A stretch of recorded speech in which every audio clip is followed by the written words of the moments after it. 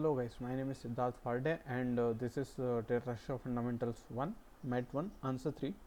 So the first question is, how does linear search work in an arrays? Okay, so linear search is an algorithm where we traverse the elements one after another in a linear way.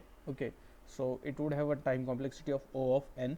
So it would be very simple that in an array, for example, we say like we create a for loop for integer I is equals to 0 until the I is less than n. Okay, n is the size of an array and we increment I in each iteration. So and all every time we would say array of ith element, like we check if ith element of an array is equal to the element that we want to find or not. So that's how the linear search would work in an array.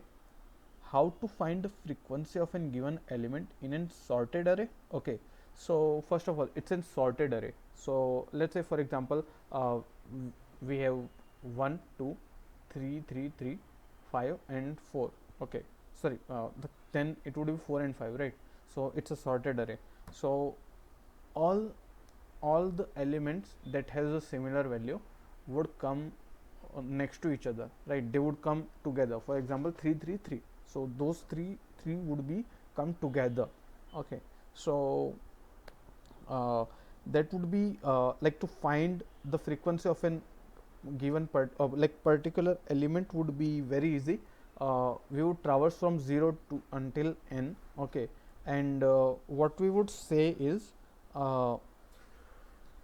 like search this number if it is equal to that number or not, right? And like since it is a sorted array, as soon as we find the number and let's say we find the three threes, and as soon as we get the fourth element, we break the streak. We would say break the loop and go out. So